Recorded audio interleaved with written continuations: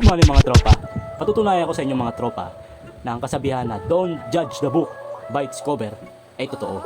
Ito mga tropa, kakapost lang natin ng laruan sa mga binibenta ni Tonton. So meron akong pinost worth 10 pesos each. Meron tayong to. Isang collectible item na mabigat, may markings, tsaka may presyo talaga pag bibilin mo kapag sa labas ka bumili.